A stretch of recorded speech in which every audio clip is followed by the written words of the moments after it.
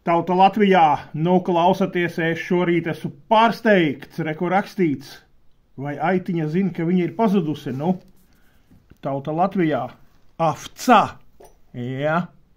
jūs taču ziniet, ka cietumā viņiem ir tas žargons, afcaļģi sudā, jā, puišu meitenes, tas ir smiekli, asaras, humors un sarkasms, es nezinu, kā nosaukt, jā, iedomājieties, es saprotu, ka šīs abas, kā lai pasaka, kā ir krieviski auns?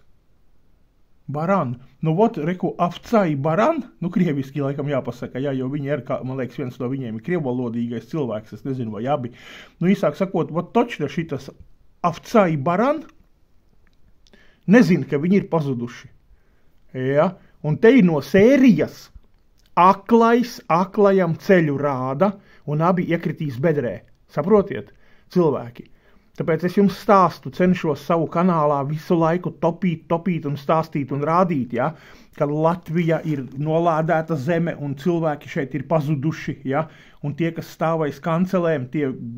lielais vairums ir sātana pievilti, nepiedzimuši no jauna no augšienes un paši ir šie auni, ja, un šīs āvis aitas sauciet kā gribiet, kas neko nesaprot, kas ir reāli pazudušas, un Bībele tādus sauc par aklajiem, un reku te viens piemērs, ko es cepos, ja, ka šajā draudzē, vai ne, pastoties uz šo sievieti, ja, brīžiem ir tā, ka, ja tu nezinātu, nevarētu, kā es jau esmu teicis, ja, šitien tā, ka paskatās, liekas, ka tas ir džeks, jo ļoti daudzi džeki mūsdienās arī ir tādi ar sievišķīgu izskatu, ja, un reku īsie mati un uzbalināts kaut kāds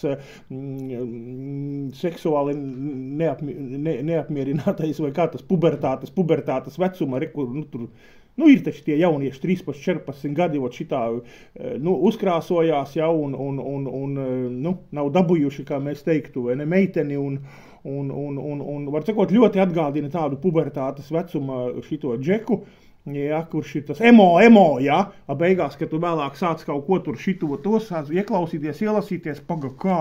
tā ir sieviete, mīļo cilvēki, tad es esmu amfībija.